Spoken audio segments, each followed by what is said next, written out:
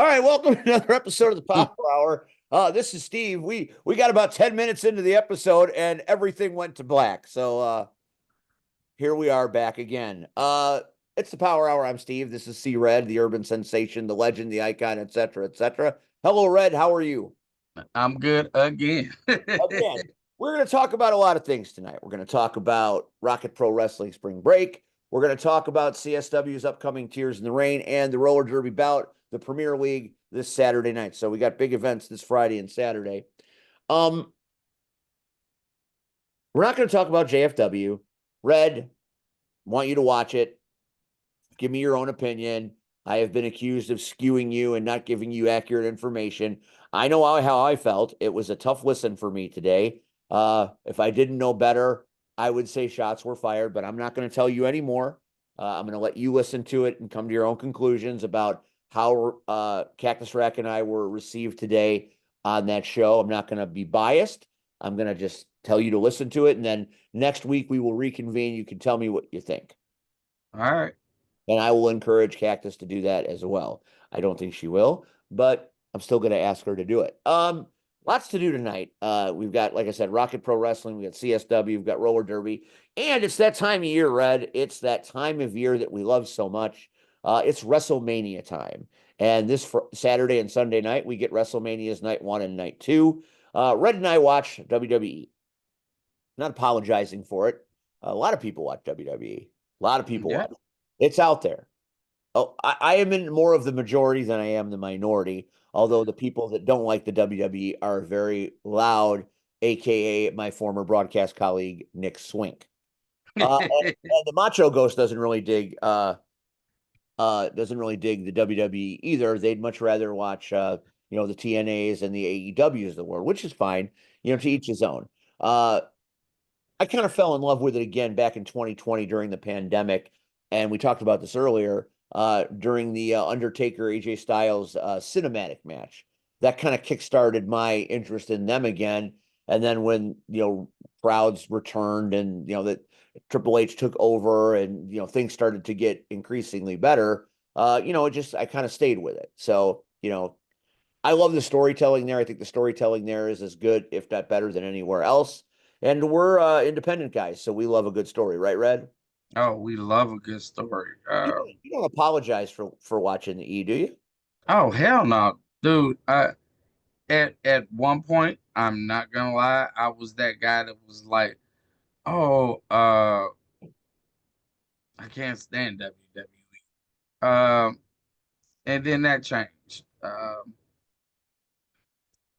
I honestly, for me, I think my passion, like you said, that whole cinematic thing with Undertaker and AJ, because it was Mania, it was like, okay, let's see how you work this. And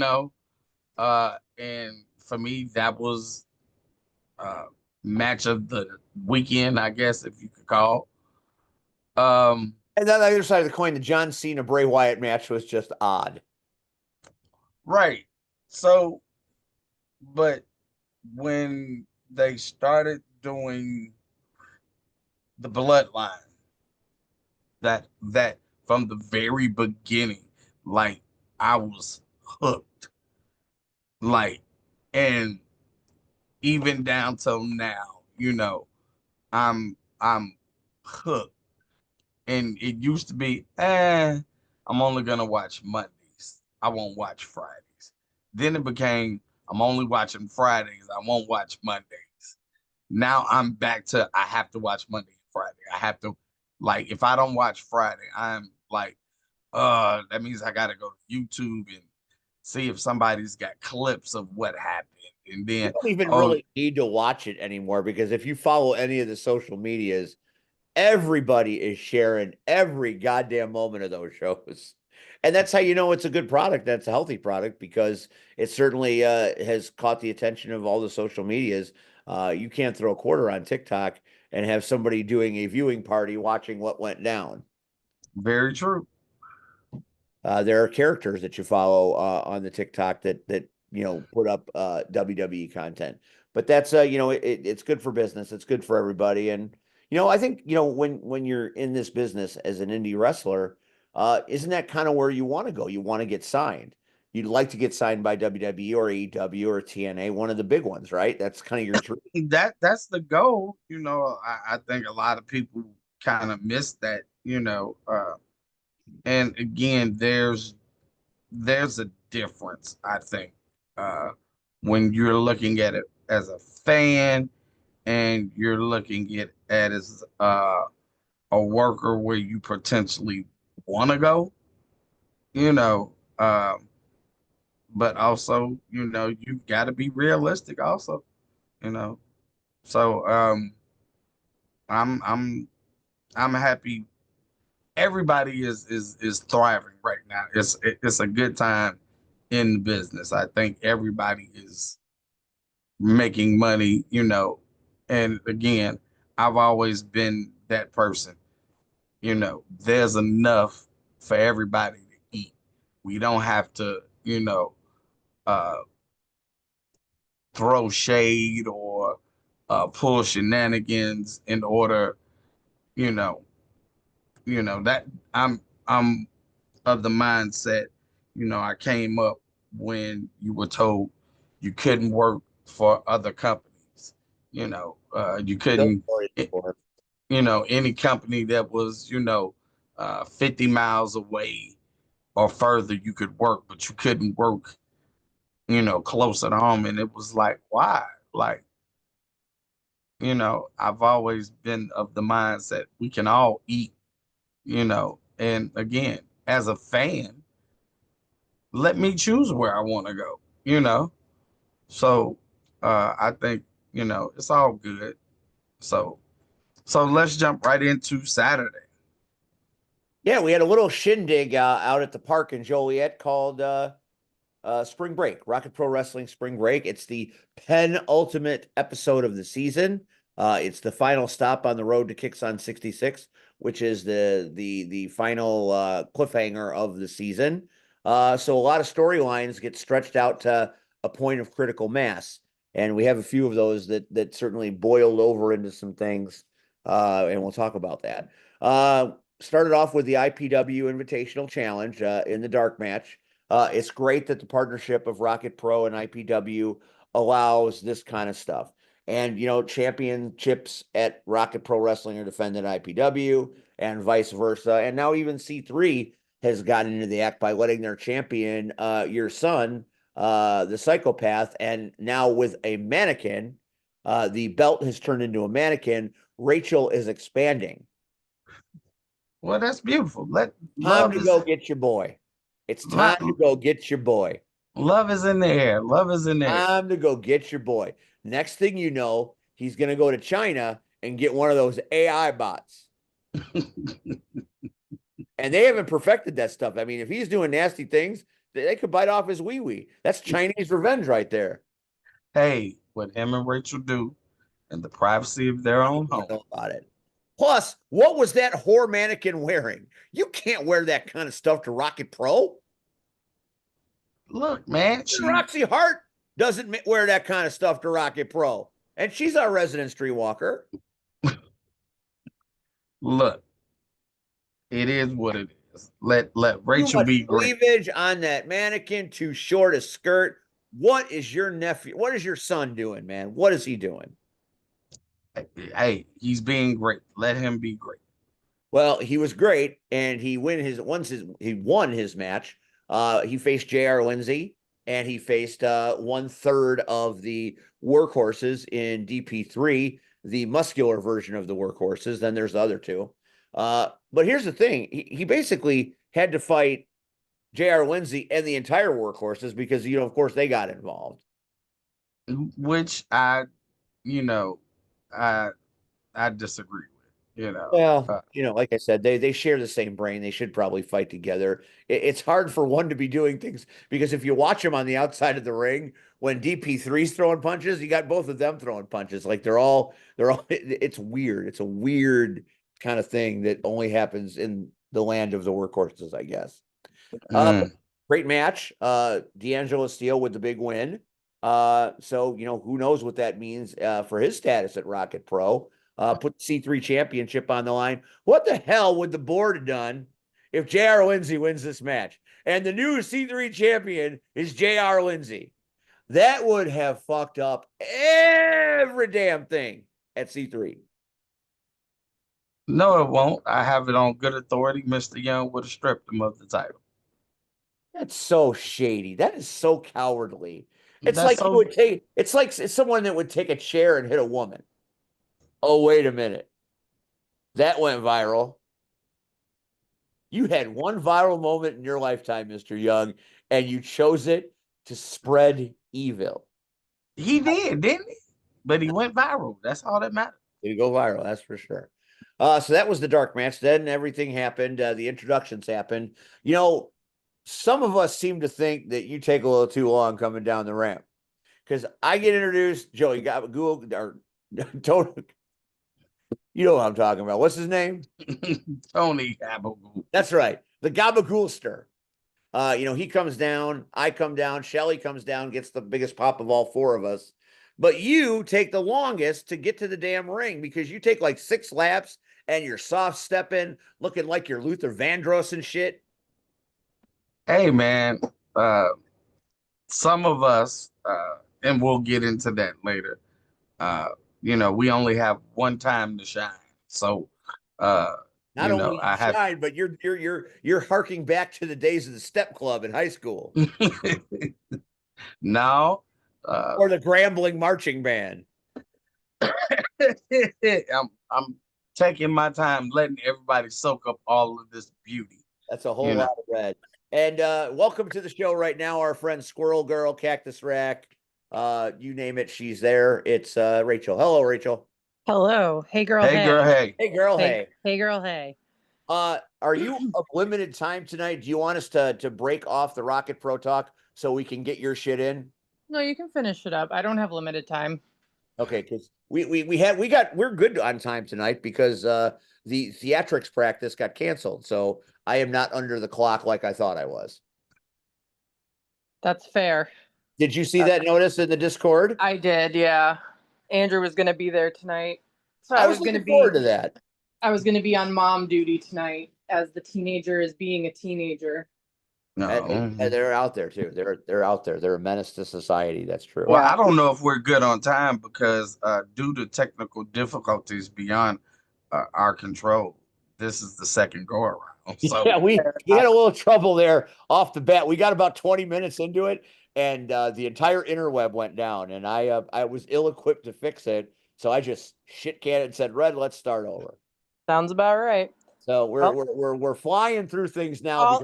I'll say that I am not in a horrible rush. You do not need to stop talking about what you're talking about. Well, we'll finish going through what happened at Rocket Pro, and you can comment. Okay. And then we'll go right into roller derby before we go into CSW. How's that? That's perfect. All right. So we got Cactus a little longer than normal tonight. That'll be great. It's always fun to have you on. So thank you. We also, I talked a little earlier about what was said on JFW. I didn't say anything about it. I just encourage. I know you said you're not going to listen, but I'd like your opinion because I have been told that I tend to skew the truth, and I know how I felt after I listened to things, but I want you to hear it, and I'd like to regroup next Tuesday night to see if I'm dead wrong or if I'm dead right. Okay. I will give it the old college try. Because when I shared it this morning, I meant what I said. It was a difficult listen. I heard a lot of stuff that I didn't necessarily like or agree with. So I'm not going to say much more than that because I don't want my usual bias to impede your judgment and have you thinking something going in. So go listen to it, and then we'll reconnoiter back. A difficult listen for who? Me, and for many reasons. Okay. I'm just gonna say, Travis, since we're being passive aggressive, you're perfectly well. My DMs are open.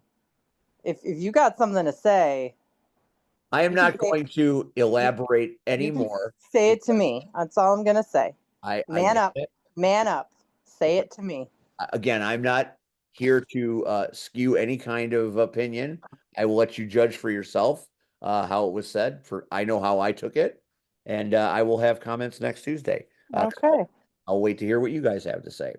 But anyway, Rocket Pro Wrestling, we had the IPW dark match. First match out of the gate was the big 8-man tag, and it was the undeniable. You had Schultze and Dat Boy Rozzy and Sea Red Favorites wrestler Jesus Desafio, along with the White Phenom, Maximus Orion, taking on the party team of the Suburban German, along with the returning Diesel Tracks, who we love. Yes, we do.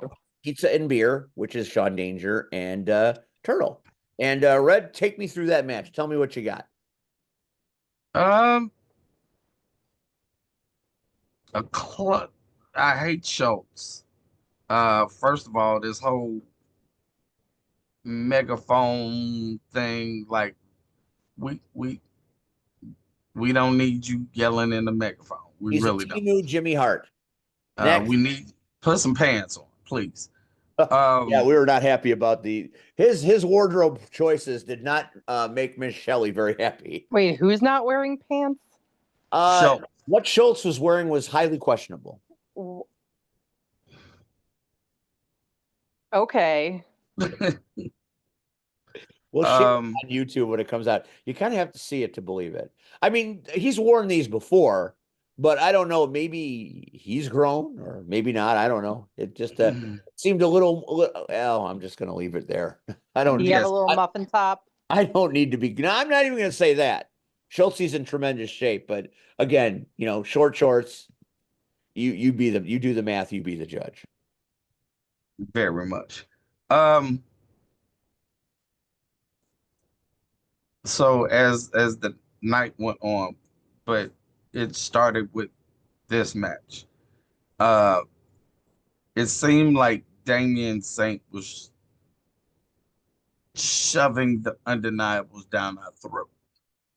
I was getting it shoved down my throat. His beard, his unkept rat's nest of a beard. What is happening to that man? He was bordering on homeless. Well, his hair wasn't in great shape either. I mean, between Rozzy's hair and Saint's beard, I mean, we were calling the match sponsored by Chemlon. They'll get your weeds, man. They'll get them. Well, they need to call True Green. So the biggest thing that we had to take from this match, the sun. I am the sun. I am there. I am the jackass. Beyond compare. Very true. He decided that if any one of his opponents could pin any of his or him or his teammates, they would take the Rocket to the Top briefcase. So that didn't work great for Mr. Kennedy back in the day, did it? It didn't, but we should have known at that point there was going to be a whole lot of shenanigans. And there were. So we'll just fast forward to the finish. And of course, they win by some very unscrupulous mysterious right. So the match is over. Everybody's leaving out of the match. Me and my commentary partners were getting ready for the second match. And all of a sudden, Maximus walks up the ramp and then he turns back around. He comes back out and now he's full of himself all of a sudden. Oh, now he is everything. And he decides that since people have been talking about him and shitting on him and whatever else, that he's got the balls that if anybody wants to face him for the Rocket to the Top briefcase, Come on now. And then what happened, Red? And it got quiet. And then what happened, Red? And then I tried to stand up and y'all wouldn't let me get up. And then all of a sudden, Can you feel it? Can you feel it? Can you feel it? Dum, dum, dum, dum, dum, dum, dum. And the crowd goes ape shit. And our co-host, the real deal, Rion Skills, comes out. Rion comes out, Rion gets in the ring, and Rion says, well, Maximus tells him, why are you out here? Like, didn't we just do this song and dance? And Rion tells him, yeah, we did. But I told you 2 years ago. I told What, everybody 2 years ago. And he did. what was taking place? Nobody wanted to listen. And now we hear, and Maximus even admitted, hey, well, if you can't beat him, you join him. Ugh, okay. Rion even referred to himself as a reluctant hero. Very true.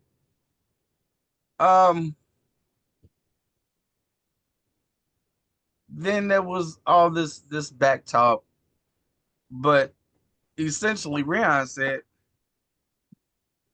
but you've never beat me.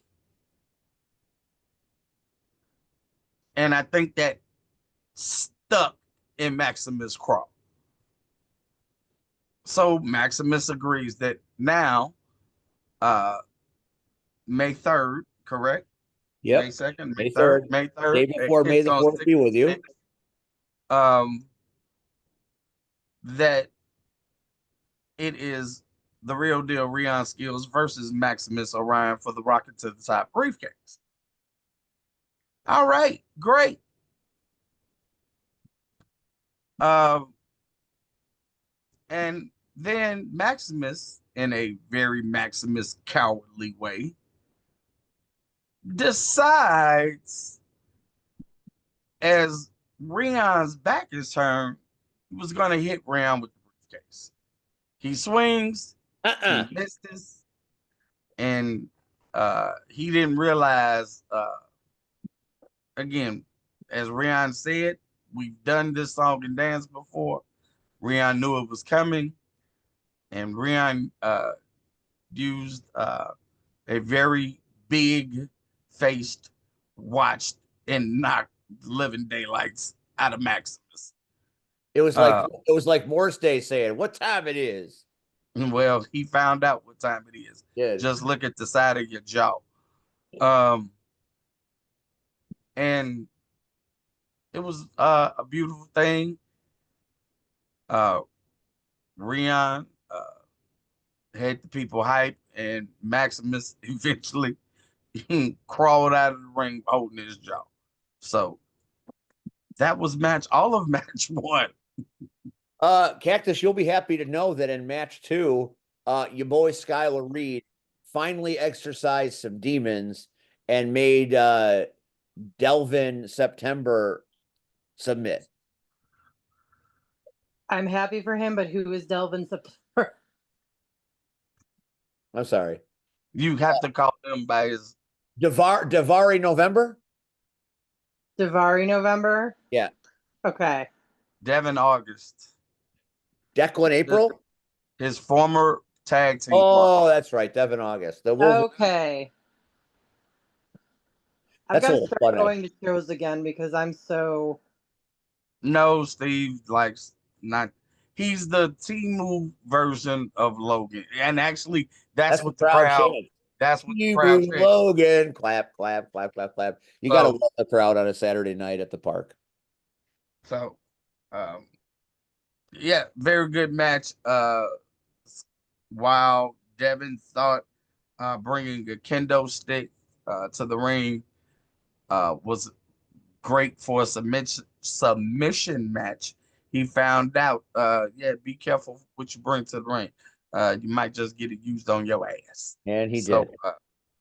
So there was that match. Then we had the returning. We had a crash tested wrestling throwback match, if you will. We had the BOW taking on the Ripper Victor Wade in a The match. undeniables. Keep saying it because it's true. Yeah, undeniables Victor Wade.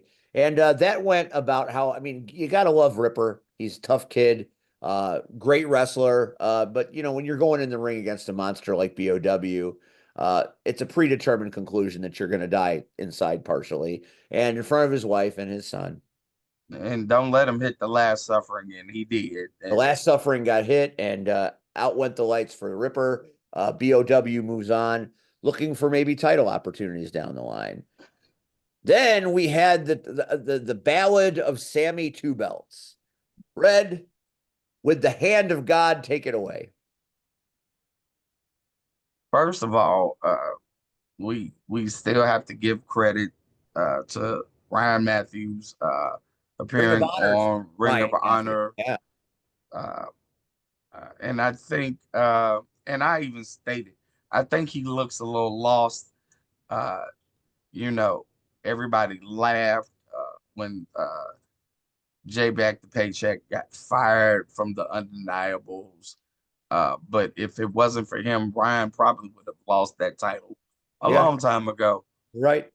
Um, but now he's solo and he had to face uh, the BPW champion in the form of Sam Knight, the right hand of God. Uh, and Ryan Matthews threw everything he could. And there was even times where you could see him kind of looking toward the corner, and there's nobody there. There's nobody there to save you. Um, and of course, even shenanigans happen. Uh, the undeniable again try to rush the ring and try to uh, pull off a chair shot or some weapon of some sort. I forget what it was. Oh, so Maximus comes out again with the briefcase, doesn't connect, misses, and Sam Knight does what Sam Knight does. And right hand, left hand, right hand, ow. And Spear. now and then that god ugly spear. And now there is a new Outer Limits champion in Sam Knight. So Sammy Two Belts, congratulations. Uh, and as I've stated on commentary and publicly, looks like the undeniables are slowly coming apart. They're losing now their titles. Yeah, So it certainly was different walking out of the building that night than it was walking into that building. Following that match, we had the big contract signing that took kind of a strange twist, if you will.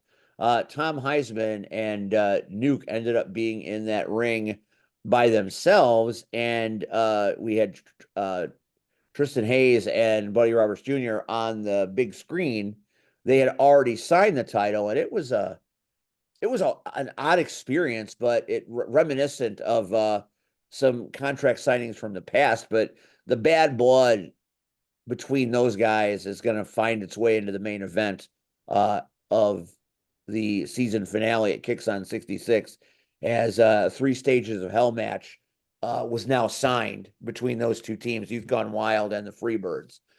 It's a match that will culminate a many-year feud between these two teams. And the Joliet faithful are going to get to see what could be a very uncomfortable night of wrestling from those guys. Uh, the rings are going to be tied above the ring. So, it's winner take all. That's the thing. Winner takes everything.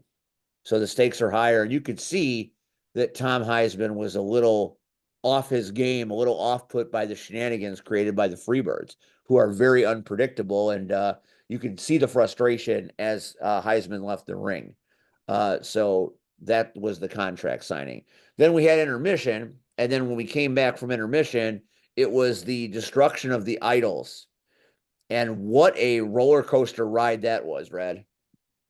Oh, it's done. It's we're idol free. Did you ever think you would ever say that? I never did. The thing that was satisfying for me is my longtime nemesis, Joey Roth, finally found redemption and was reunited with his wife after he saved her from a hellacious body slam. But not only that, but I think Bowman and Gray went into business for themselves. Yes. I don't think this is the you as the match went on, this dog collar match. Uh I think, and I could be wrong, but I think she had uh maybe just told them, look, let's not prolong this. Let's win it. Let's just win it and get it over. And the more that the match goes on, she's like, this isn't what we talked about. You could hear it in her voice, like, what are you doing? And I think the more that they started taking liberties with Joey, I think the wife Came came out. out. And it wasn't about uh whatever the issue may have been. Uh but it was about now, especially when blood started to come out. I A think lot of that's blood. when she freaked out. Uh and she interjected. Uh and I think that was the turning point. And so Joey Roth and Johnny Nye got the victory. And per the stipulation, uh, Gray and Bowman can no longer team together. So essentially, the idols have fallen. But everybody had a kumbaya moment there, and everybody was shaking hands and hugging until uh, Bowman and Gray eviscerated Roth, Nye, and Roxy, only to need the help of a giant mammoth human being who came I, out and saved the day. I have no idea what the fuck that is or what that means, but I'm sure we'll find out going forward. But I think we've seen the last of Joey Roth. that was a big dude. Big dude, like Michael's a big dude, like that big dude. Moved well in the ring too, just tore everybody up.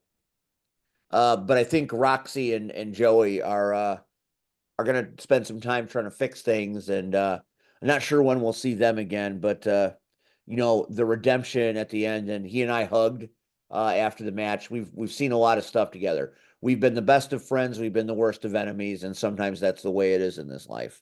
But having relations with a guy like Joey Roth, it can change on the daily. So to Joey and Roxy, all the best, and we'll see you around the bend.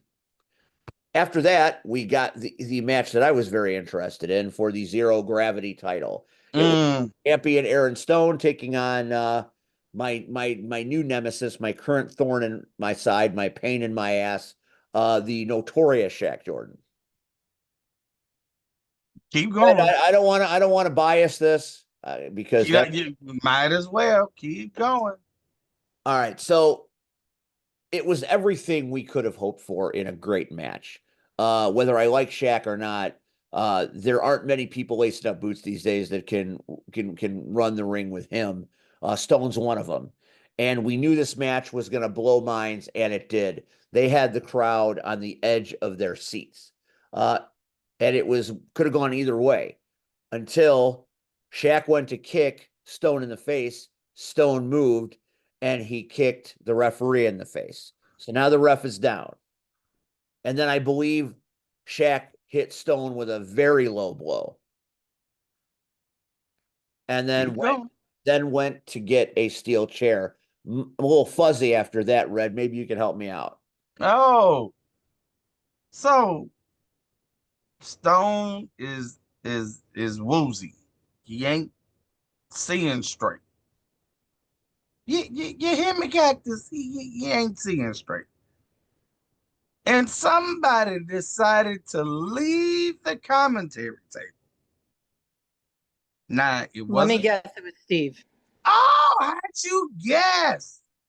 Oh Well, my goodness. she had four No, choices. it was like divine inspiration. Oh my God. I've never seen Steve move that fast. Ever. And Steve ran, and as soon as Shaq was getting ready to just take Stone's head off, he grabs the chair. Shaq is beside himself. He can't believe what happens. Right? Mm-hmm. Turn around. You slapped me. He see, there you go. He slapped him, but no reason to be slapped, right? Well, No. I mean, I did take the chair. You turn around, Stone goes flying. Beautiful frog splash. 1, 2, 3. Aaron Stone retains zero gravity title. But now Shaq is totally ticked off. And he grabs Steve. And he hit Stone with a chair. What looked like Steve was getting ready to get his head knocked off again. Nuke comes out. Shaq demands. On kicks on 66, there will be a match. And it has been agreed upon. The Notorious Shaq Jordan versus the main event, Steve Aaron, with special guest referee Aaron Stone. I couldn't That's believe not going to be biased or anything. No, that's not going to be biased. No.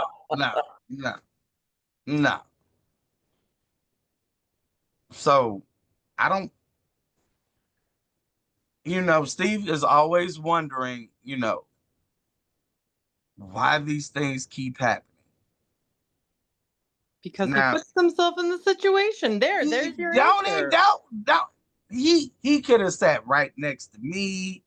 I don't think we had any pizza left. Did you guys watch the JFW or just fucking with me? No, we did not. But I'm just saying, Steve, I don't know if this time. So I was there when you fought Aaron Stone. I've been there through most of the times when you have partners. We've been partners. I've been there. This is the time we got to go back a few months. What did he do to Gunner? So now, even though those stipulations aren't on the table, what's from stopping Shaq? Because I'm gonna be honest, do you think he cares if he gets disqualified or not? If he gets your blood? Probably not. So, as a friend, I really want you to think about this. How do you think I'm going to feel? I can't do anything but sit on commentary and have to watch this. It's a very good question, Red. And here's the thing. When we were in that ring doing the interview and I was hitting him with the questions, and then, he punches me in the face, hits me with a chair. That starts the ship going down the stream. And I told Turtle on this show last week that I had no plans to do anything. It's not my place. I'm a commentator, like we say time and time again.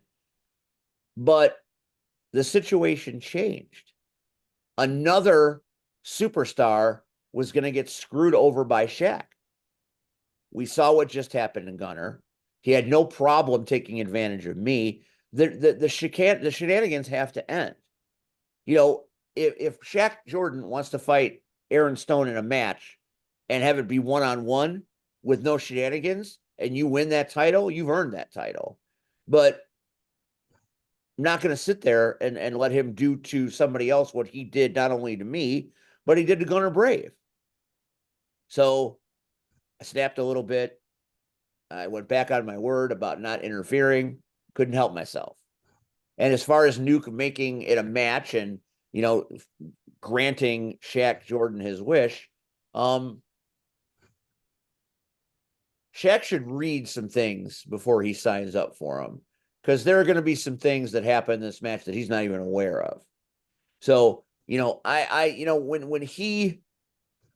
when he said that he wanted this match, I said I'm never going to back down for a fight. Oh yeah, and then what happened after the match was made? I don't remember. You don't remember what happened? No. When I choke slammed his ass? Oh, so I ain't gonna lie. Cactus, I've been in the business a long time. Right. I've never. So I guess at that moment, Steve had that Hell in a Cell flashback Maybe. where the Undertaker grabbed Mick Foley and threw his ass off the top of the cell. That's how he grabbed Shaq. Okay. Now, if that Steve can keep all of that rage inside of him the entire time, oh, Steve got this match down. Because when I said he choke slammed the shit out of Shaq, like Shaq neck went into the mat while his feet was still dangling in the air. Wow. I didn't know you had it in you, Steve. I didn't either. I was shocked. That's Where why did that come from? You know, like I said, I can't wrestle. That's been proven many times. But I will fight. And that was the moment. You know, I got a nice setup from Aaron Stone. He kicked him in the face, kicked him right into that choke slam. And you know, we've worked on things, you know, over the years. I've had some pretty good trainers and pretty good people advise me on how to do some things in the ring, and that just happened to culminate at that moment. The bottom line is, you know, I'm going to fight. I can't not fight. But you know, like I said, there'll be some things. I'm not stupid. You know, I know what can happen.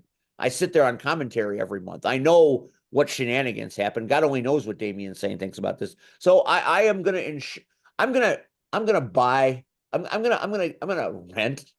I'm gonna get myself a nice insurance policy. How's that? So I will find a way to level the playing field, because I know what can happen, and I'm not going to let it happen. If he fights me in that ring and knocks me down and kills me, or pins me, and we do it square in that ring straight away, then I will walk away with my head held high. I got myself into the situation. I took the beating, and we move on from there.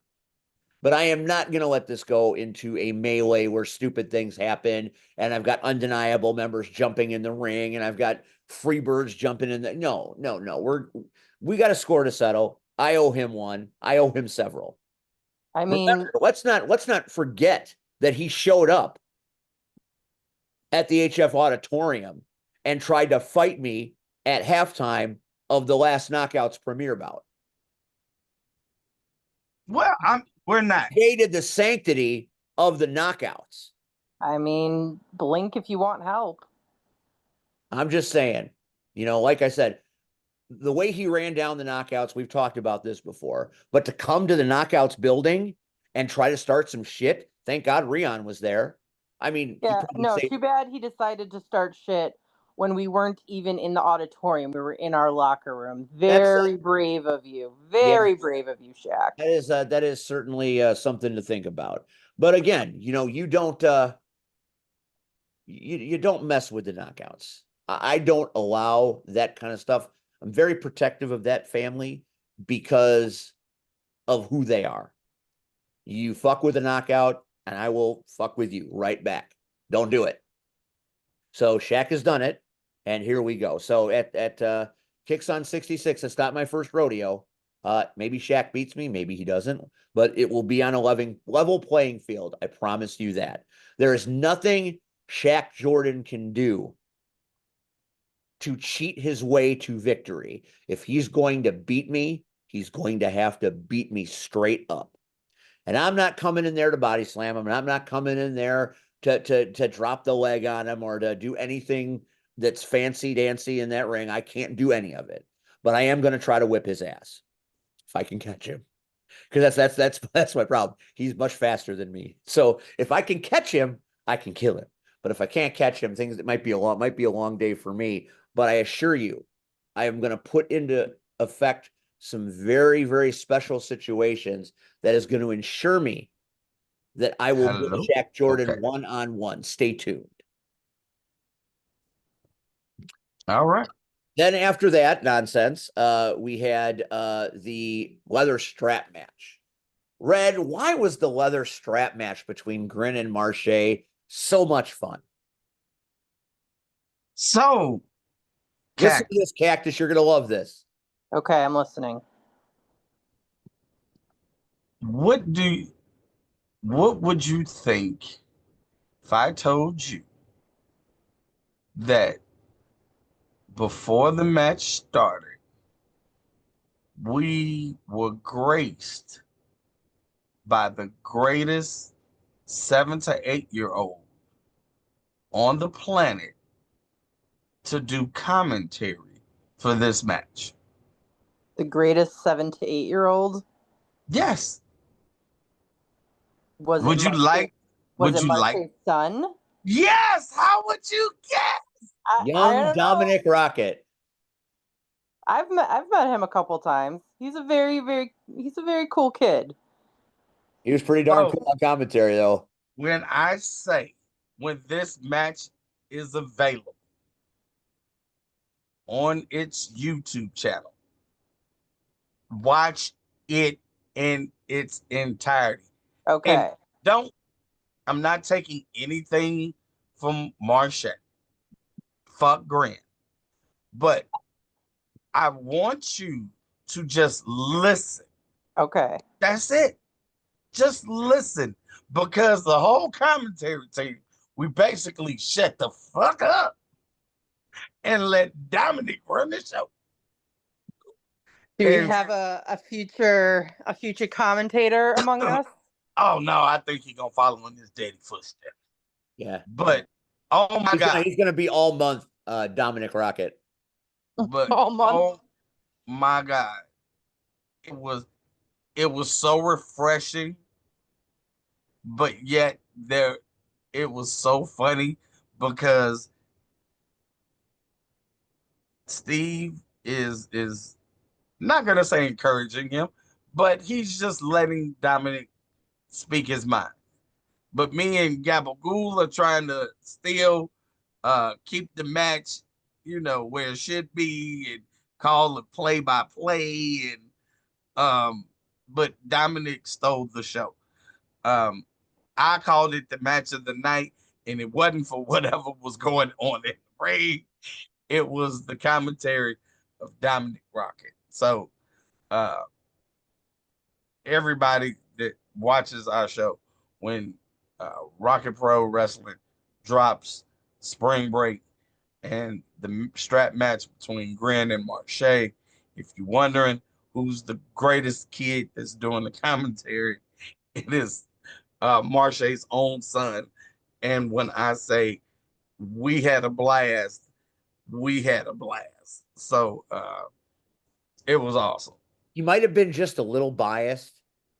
Just a little bit. But the sun rose and set with everything Marche was doing. I think at one point Dominic called to Grin's mother to beat his butt. No, that was Ringmaster. Oh, that's right, Ringmaster's mother. He was calling in the mothers. That's how serious that. I mean, sometimes you have to. I don't Sometimes even you call have him. to. Yeah. No Oh one no, can get a man together quite like his mother. I don't know about that. The best for me is when Dominic said that his grandfather told him that his dad uh ate all his vegetables and drank his milk and started working out.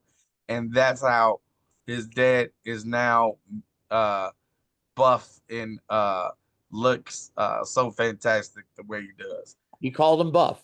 That happened. And That's I a real and thing. and I called bullshit. Because I was there before Dominic. I was there when Marche Rocket was this small. That was that. Those were the Groot years. That's when Marche looked like Groot. So, but again, you just have to listen to everything Dominic said. It was a fun time. And I it was the one time where I wish everybody in the audience could have heard uh, the commentary. And it was fun uh because Red and Gabagool were doing the match, and I was just kind of playing off Dominic because I would try to lead him places and he would follow right there and I would give him things. So he really did great. I mean, I can't get that kind of commentary with Blackburn or Travis. I mean, he's one of the most capable broadcasters we've worked with. So Yeah, kudos I'm to, and the match ended a little strangely. It was a no contest because both men's hands hit the turnbuckle supposedly at the same time. So a match that ended in a draw, strap match, and they beat the shit out of each other with those straps, boy. I wouldn't want to be either of them the morning after that. There was strap everywhere. But now it's going to be go up to a next level at Kicks on 66 as boy, they kept fighting they kept fighting. even after the match was over with. And I think that's why we're And going where Nuke, we're going. Mad Nuke. Yeah, because he got hit. Nuke got hit by the strap. All hell broke loose after that was considered a draw. And then a very angry Nuke made the match for Kicks on 66. It's going to be Marche Rocket and Grin one more time. They did a coffin match.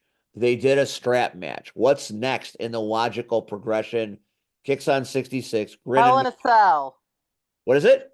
I said Hell in a Cell. Well, I don't think we have the Hell in the Cell capabilities in Joliet, but you never know. No, Boo. it's going to be a body bag match. That's boring. It's got its own kind of fun. You ever tried? Anybody ever try to stuff you into a body bag? No. You won't like it. It motivates you in a way few things on this earth will motivate you. I assure you, when you're in that bag and you start hearing that zipper go, and you know when that zipper closes, you ain't gonna have no air.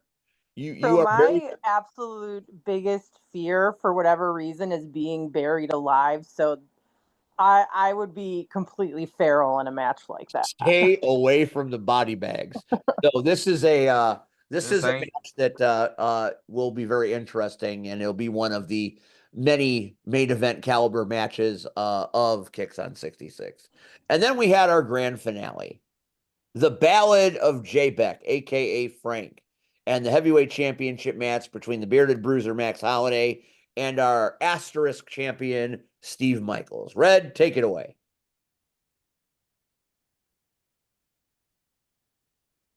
shenanigans, damn it. All Oh, kinds of this shit. this so of course Damien Saint accompanies Michaels. First of all the fucking undeniable come out. And we even had this discussion on commentary.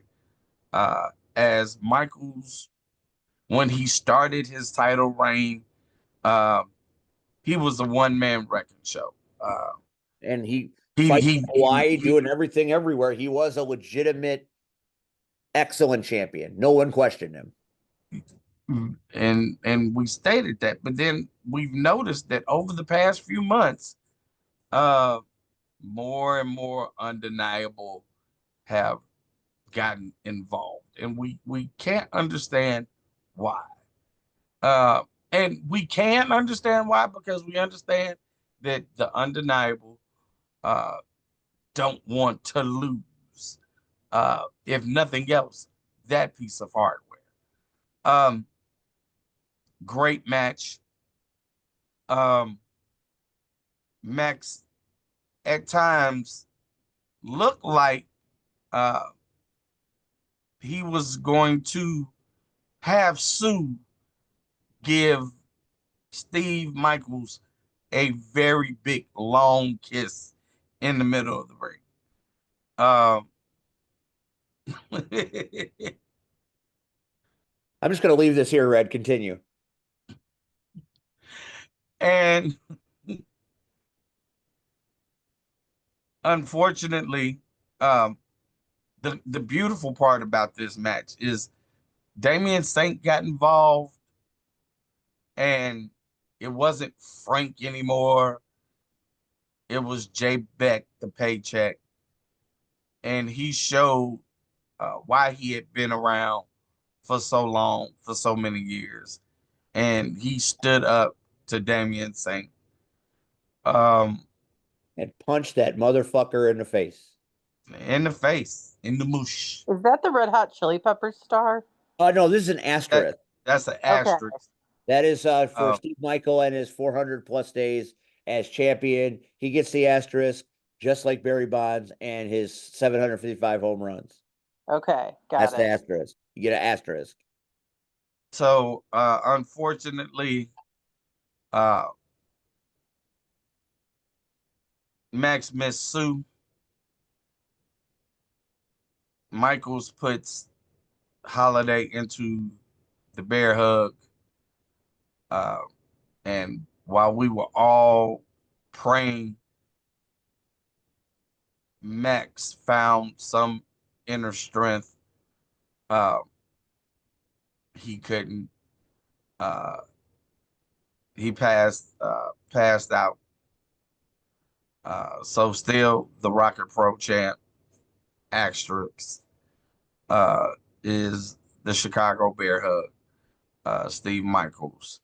Uh, You got to give Max Holiday all the credit in the world. When he took off like a 747 out of O'Hare and jumped over the top rope, a man Max Holiday's size.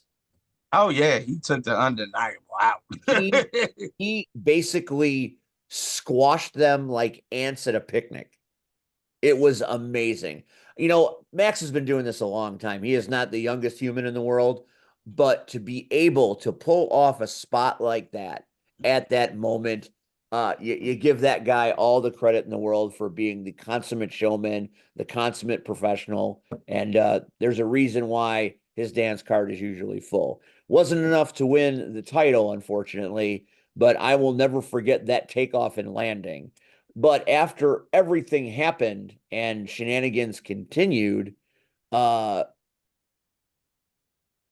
they basically the Undeniable basically came in and ruined J Beck's celebration after all was said and done, right?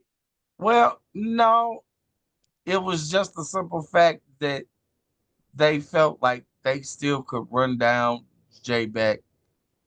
Um, but the problem is there's a man in Rocket Pro who is on a hot streak, and I've stated it earlier, and I wouldn't want to face him. And that man is BOW. And BOW got right in the face of the champ. And for the first time, I mean the first time, his eyes got big. He started to sweat. He held the title up, but it didn't matter. BOW didn't flinch. He didn't move. And suddenly, the Undeniable have to get Michaels out of the ring. Now, there's more of them than it is BOW. But we had an influx of Hollywood icons. Well, they came after, which was the perfect send off for J Beck, the paycheck. Yeah, Uh, that was Draven, right? no, Draven wasn't there. Okay, Uh, who came in? um, I forget his name. He is an icon, but it was J Beck, Max. Uh, I can't think of his name.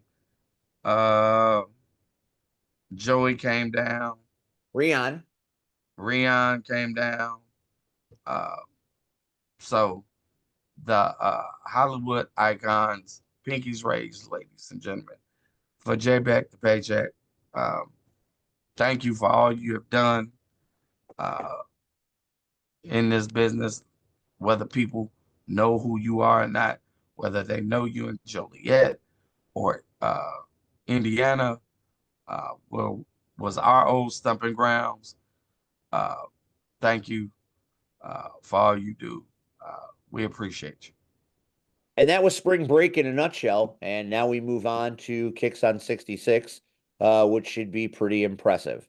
Let's move into the world of roller derby because this Saturday night, it is another premier bout. And that means we leave the floor to the knockout of the Power Hour. And that would be Yes. Squirrel Girl. It's me. Tell us a story. So it's going to be my team, the Crushers, versus the Retro Rumblers. I don't think we've played. Yeah, no, we haven't played each other since sometime last season. Uh, Obviously, I'm going to favor my main team. Of course.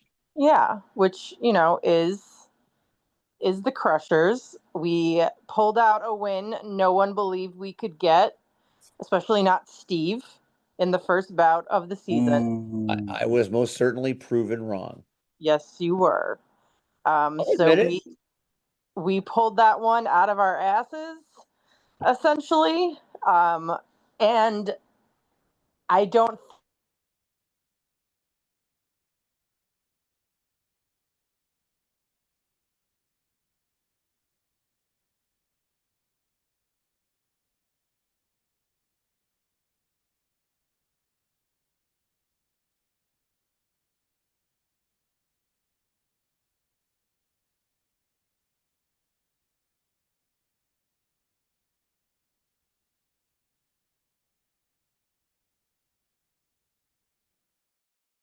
Uh, there we go. All right. Sorry about that. I have no idea what the hell happened, but we're back. We didn't lose anything, did we? Not so far as I can Okay. tell. Okay, so I was asking you. So I had said, what's the last thing you heard? I believe you were talking about how I was wrong and how this is the first time that the Crushers and the Rumblers have fought this season. Yes, this is the first time the Crushers and the Rumblers are playing against each other this season.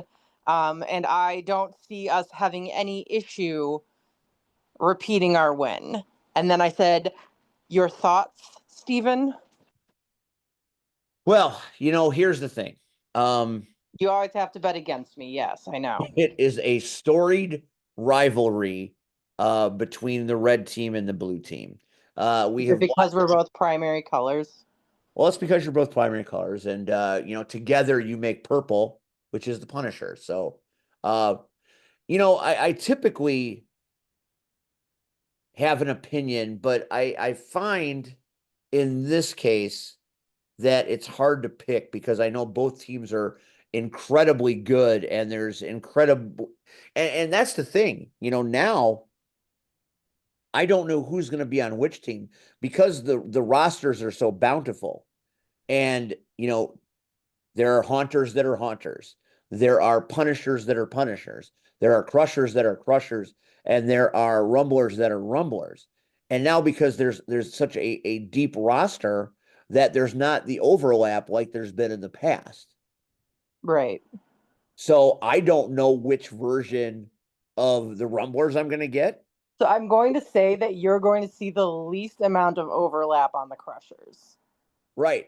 So I mean, they're the crushers that you expect. I mean, I expect you, whether it's Russian Blue or Squirrel Girl now, I expect Marley would be wielding the blue hammer that she does.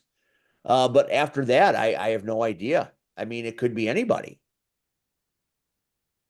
No, no, it couldn't be anybody. We have almost a full team. So it's going to be the usual people. It's going to be me, it's going to be Marley, it's going to be Punchy, it's going to be Flex, it's going to be Grumpy. Dolly Party On is a new crusher who you've seen out there a few times. What about Marth? Marth will be there, yes. So there you go. Okay, so it's the Crusher. It's the Crusher. So I mean, seriously, yeah, I would say the roster would favor the Crushers, but I know on the red team is that's the House of Crimson Vixen, and she always seems to have something up her sleeves, even though she's not wearing sleeves. I mean, she can have something up her sleeves all she wants, but let's look at the win-loss record. Yes, you are right. The Crushers certainly are holding the advantage over the Rumblers. But And the only time the Rumblers have won in recent memory, I was playing for them. right. Right. I think that Crimson Vixen will have a plan. Okay. I think the Rumblers And, have a and what plan. will make it different from all the other plans? I think maybe you cost the Crushers the victory. I cost the Crushers a victory? Maybe. That's your Wow. that's your big idea? I don't know. You're kind of a loose cannon. I am. You're ending up in the sin bin way too much. I barely end up in the sin bin. Are you I don't want to crazy? hear it. How many I buttons and play badges I do you play have? the cleanest game. But Don't you start making things up under the just guy, because you have to be against me. I feel like they're going to take liberties on you and knock you off your game. I don't think there is a chance in hell of that happening. I mean, you asked what I thought. I I feel mean, like it is nice to know how lowly you think of me after I've been playing this game for Mm, 10 years. mm. and you're pretty good. I mean, you're really good I'm at it. pretty good. I mean, Wow. you're really good. Red, help me out here, please. Well, how Steve, would shut Red know? up. Red never been to one. I don't have to. Steve, shut up. Red, are you picking red or are you picking blue? I'm picking Cactus. Squirrel Girl. That's Yep, what I'm picking. blue. Blue. You got no Nah. balls, Red. You got no balls to say what you feel. I'm saying what I feel. Unlike Hey. some people, Red supports me no matter what. I support you no matter what. Clearly you just I'm the commentator. I call it like I see it. You call it like you see it. That's right. And how many times have you called it in the past and been wrong? A few, a few. I make no argument there. I mean, Oh, I'm not going to stop calling things just because I'm wrong. I'm always going to keep you're you. gonna keep saying you're gonna keep being loud and wrong. I'm going to keep giving my opinion, whether You're you gonna like keep it being or you loud and don't. wrong. I get it. I got it. I mean, that's agree to disagree. I mean, you stay on the track, I'll stay behind the mic, and everything. Yeah, exactly. You stay in your spot. You What? stay there. I, I don't even know what that means. I mean, of course, I'm going to stay in my spot. I mean, you stay in your place. Stay in my place. Stay in your place. What does that mean? That means that mm, you don't know enough about what I do to make mm. that sort of conjecture. I know quite a bit. Do I'm a you know? student of the game. Steve, stop digging yourself. This hole. Please stop digging It's not a yourself. hole. We're having a When's the discussion. last time you were in a jam? I've Mm. never been in a jam, but I've seen No, many never. jams. Down. You've never been in one. Well, are you? Whoa, I mean, down. jamming is not exactly your sweet spot. I said in a jam. Do you know that they're called jams? Do you know that's what they're called? I know that you're in the pack. Do you know that each round of a half is called Well, a yes, jam. of course. A Did you know jammer. that? Why would Okay, a clearly jammer? you didn't know that because I said, when have you last been in a jam? And you said, well, jamming is not your sweet spot. I Well, thought you were that's talking not what I about. Uh, Okay, I I thought can you were answer talking that. about He's in jam. the jam right now. He is in a jam right now. I thought you were speaking about jammers, not the jam itself. Mm-hmm. Mm-hmm. Mm-hmm. Hey, don't get upset. That this. I get a feeling, and this is what I see. I get a feeling you're gonna wanna keep an eye over your shoulder on Saturday. Mm, Come on now. There's no reason to get all crazy Shaq Jordan on me, okay? Watch your back. You're Because better unlike than Shaq Jordan, I put my money where my mouth is. well, that's fair. You're better than that. Am I? You don't need to you don't need I Am mean, I better than that? I don't think I've ever claimed to be better than that. that's why you're here because you're better than that. Hmm. I think maybe you don't know me as well as you think you do. Well, maybe you don't know me either. I think I know enough. Maybe you should watch your own back. Yeah, what are you gonna do? Come out on the track? Steve. Stranger things have happened. Steve, You let her gonna come out there start. and get in my face, Steve? I'm just saying that, you know, if there ain't nothing, there won't be nothing. Can somebody please call Rion right now? Oh, Please. don't start none, won't be none. I'm not starting. I'm just telling you, ask me who I pick. I Don't told you start why. none, won't be And none. now all of a sudden I'm watching my back. Well, watch your back. There are plenty of knockouts that would like to do me harm. In fact, a couple have. Nan tried to kill me, as did Eurothrash. Why am I not surprised? So I mean, you're just the next in the line. Just the next in line. No one can hurt you quite like a friend, though, can they, Stephen? That's what they tell me. That is a great name for this episode. That's fantastic. The friend can hurt. Yeah, I got it. I love it. Okay, that's fine. So, all right. So you're confident the comic book crushers are gonna beat the Rumblers, and there's no way they can win. Absolutely. And do you feel like it is going to be a crusher heavy crowd? Absolutely.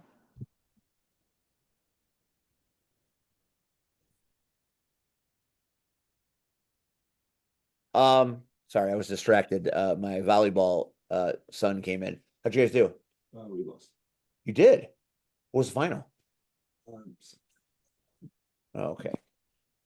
Well, like I said, you can't win them all. And you're not winning this one. Well, I might win this one. Uh, There's nothing really to win. Nobody really wins this.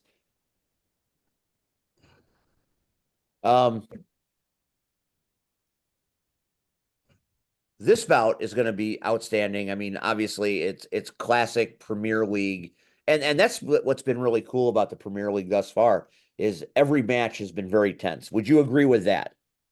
I would agree with that. That first one between the Punishers and the Crushers was as tense as it gets. Came right down to the end.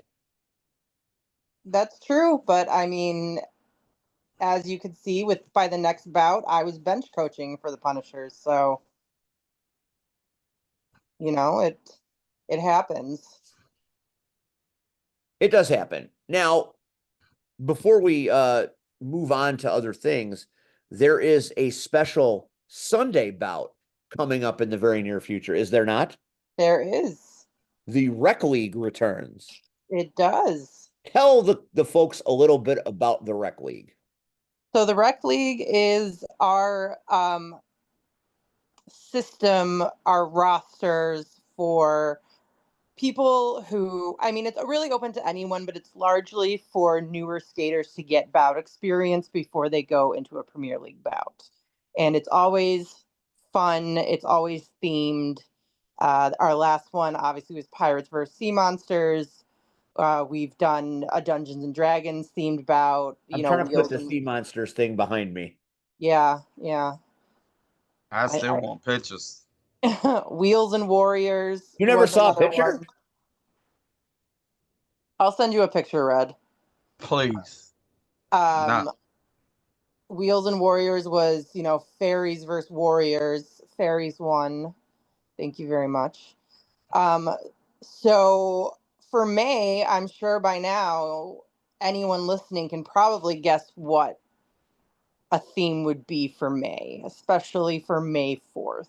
There you go, Red. Oh shit! Take that down, I have a please. better one, Red. I'll send it to you. You got a better one, probably. I did his makeup though. Yeah, that was it. Was And I people? found his outfit. Yeah, so But You look too comfortable. she dressed me and she make up to me. May 4th is going to be a Star Wars themed bout. It's going to be the Empire versus the Rebels. Oh, Princess, you're gonna be Princess Layout. No, I'm going to be Edgar Allan Poe Dameron. Oh, Well, I was close with like a name, right? Yes, you were. I fancy Emperor Chaos. I'm not going to give anyone else's names away, but I am going to be Edgar Allan Poe Dameron. I was going to be Jabba the Slut, but I can't pass up the opportunity to have a fake mustache. No, that's fair. That's fair. Although I could make it Edgar Allan Ho Dameron. Yes, you could, and that would work. That would work. It would be the same thing. Yeah, exactly. Edgar Allan Ho Dameron. Write that down. I'm writing it. I'm not right. I don't have a pen, but I'll remember it, and we'll come up with some witty banter about it. Absolutely. As you channel your inner hoe. Yes. It should be a very spirited event. The rec leagues are always very fun.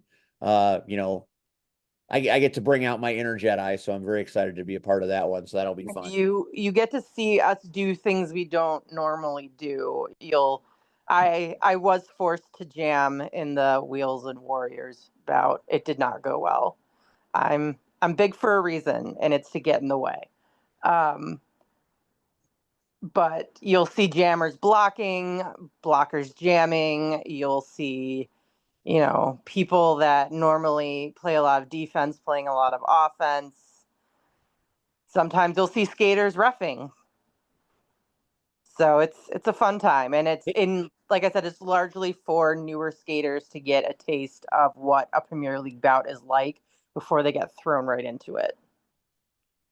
Maybe I'll even use the force on you, Ho Dameron. Yeah, good luck with that. So we've got Saturday is the Premier League, and May 4th, a Sunday. What time does the Sunday show start? I don't know. Let me. I don't think we've released that information yet. I'd have to believe it must be somewhat of a matinee, right? Yeah, hang on. I'm looking to see. Okay, it is going to be a little earlier. Doors are going to be at 5:15, action at 6. Which normally doors at 7:15, action at 8.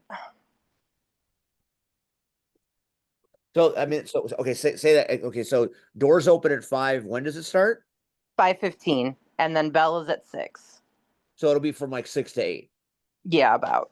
Oh, that's a little earlier. So I mean, usually it's 8 to 10. So that's it can be a late night. But it's well worth coming on a Sunday. Because what they bring, the rec league just hits different. It's a different kind of, and that's what that's why the knockouts are extraordinary, because you've got the Premier League, which is its own thing. And then you have the rec league, which is its own thing, and it's completely different. It's a completely different game. Then you have the minors, which is completely different unto themselves. So it's like you've got 3 different things going on in one unit, which makes it amazing. Speaking of the minors, so the only social media I have now is Blue Sky, which is kind of like the Twitter alternative. And I've kept it just to kind of keep up with news and things like that, and a couple of friends, now that I don't have, Facebook or Twitter or Instagram or anything. And I was scrolling the other night, and a drawing of Magic appeared on the screen. Magic as in the character that Hazel was for her bout. And I got, really excited. This person was like, this is a comfort character for me. Like, I love Magic. And I was like, oh, my daughter was Magic for her bout, her roller derby bout, a couple weeks ago, and I shared the photo. Yeah, so it turns out he's one of the artists for Marvel.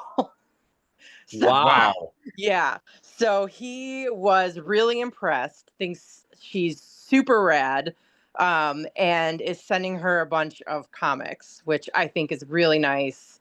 And he's familiar with Derby. He's on the West Coast, and he's familiar with LA Derby dolls. So I think that was like a nice little moment, just a little random moment from the universe. Hazel's very excited.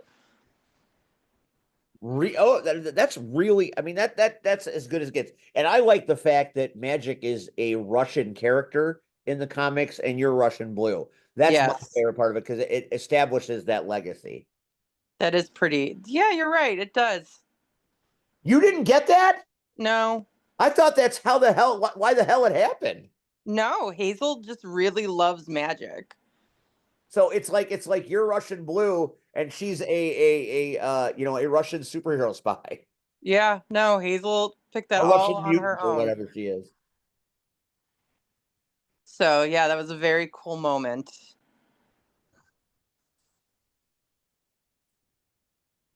Cactus, we're going to talk a little WWE. Do you want to be part of it or do you want to tap? I have to tap because it's 8:15, and if I don't watch a movie with Hazel tonight, she's gonna be pissed. All right, well, get to tapping before I tap you myself. All right. The only thing I'm gonna say is that for the triple threat with Bianca, Rhea, and Io, as much as I want Io to retain, I think it's going to be Bianca. That's all I'm going to say. I Okay. I think Rhea gets it back. Okay, fair enough. Red, what do you think? I want Bianca, but I'm feeling Rhea. I All won't right, be upset if it's Rhea.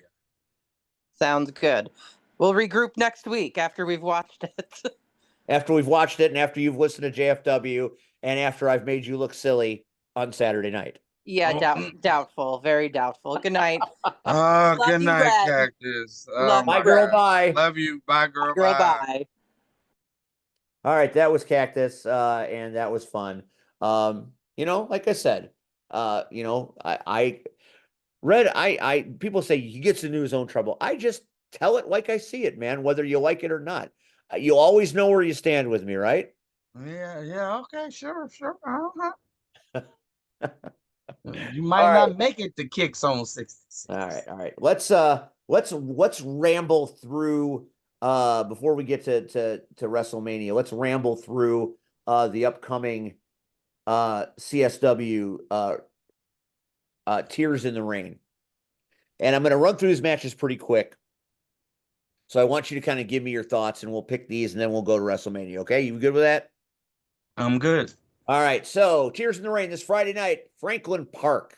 It is the final show before the mid-season finale. And the May show is going to be big. It's going to be in Elmwood Park. There are big guests happening. It's going to be pretty cool.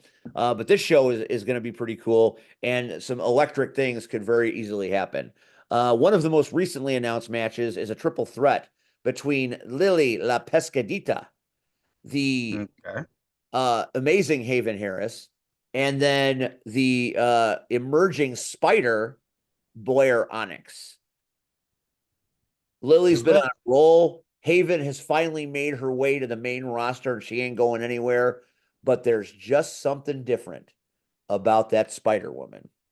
So I'm taking Blair Onyx to win this match, even though I think Lily is about as good as it gets. But there's just something about what Blair can do. And she has got her eyes on that title. She wants a piece of Amina Belmont.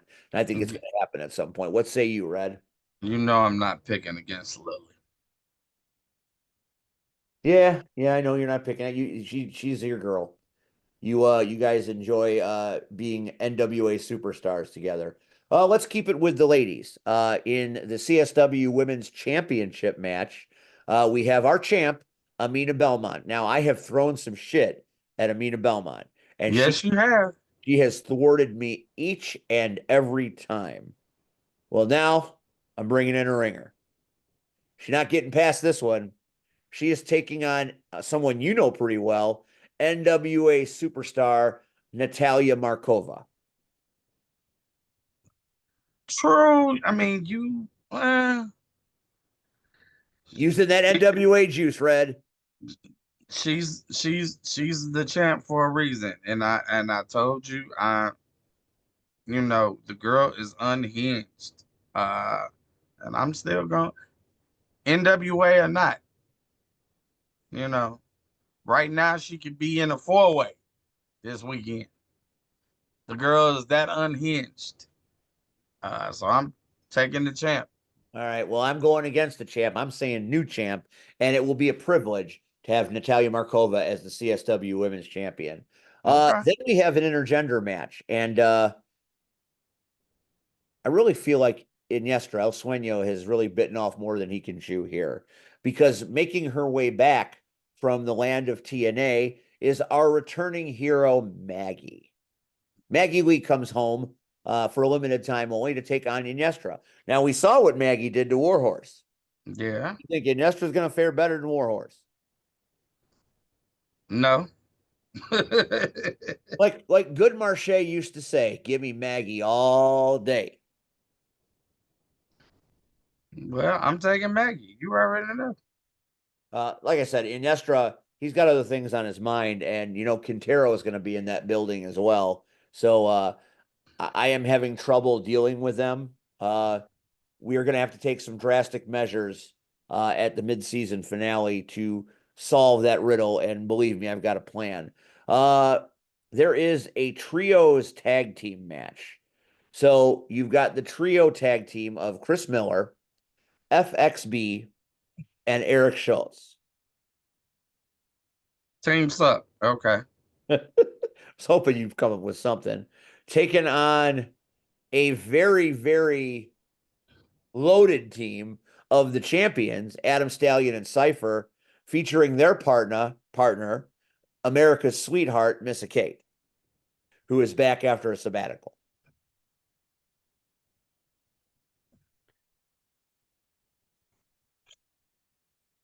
You don't have to think about this. See, normally Missa Kate is going to take that megaphone and stuff it straight up Schultz's ass.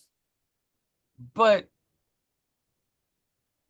how is Missa doing? And I'm not talking physically, right? Right. I'm talking mentally. Think about what happened the last time she was home. Bad things befell Missa Kate at the hands of the made men.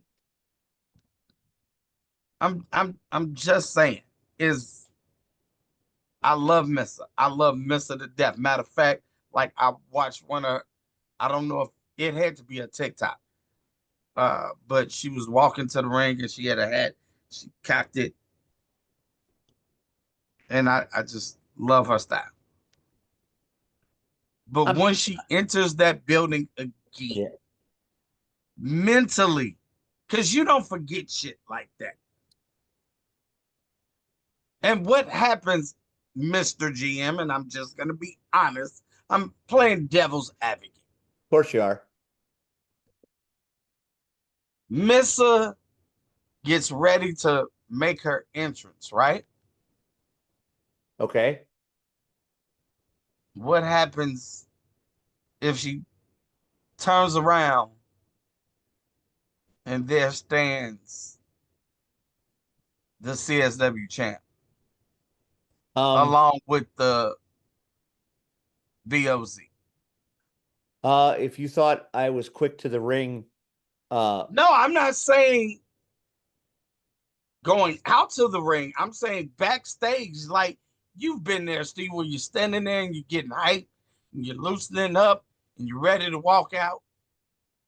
And what if the champ just says, hey, have a good match? Does that fuck with her? See, that's the thing about Missa Kate. She has very short memory, and she's also got a little bit of crazy wiring. So I don't think much bothers her. And I don't think she remembers much. And what she does remember, she turns into anger, hatred, and she's going to bring down the wrath of God on the made men. I actually am scared for Steve Boz and Marche Rocket. Hell hath no fury as a woman scorned, but when you scorn the sweetheart, best of luck, pal. You're on your own. I don't need to Okay. take action because action's coming in the form of that firecracker. So I'm not worried. All right. Let's stay with the made men since you like talking about them so much, since they're your friends and you like them and they're part of your legacy. All you old Windy City gatekeepers, you love to stand at the doorway and turn us away, which is what they're doing right now. So we've got a tag team match, Okay. and this is not my work because this is bullshit. Uh, Grayson and Valor deserve a tag team championship shot. So I would put them in a number one contenders match because they've been great. But I can think of 6 other tag teams that I would rather see, like Axel and Doom. Plenty of other tag teams deserve a title shot. Machine 17, for instance. So I could go down the list of tag teams that are deserving to be in a number one contenders match with Grayson and Valor. And it's Bruss and Boz, the tag team of 5 minutes ago, are getting a number one contenders match. I call bullshit. I call nepotism. I say, fuck that.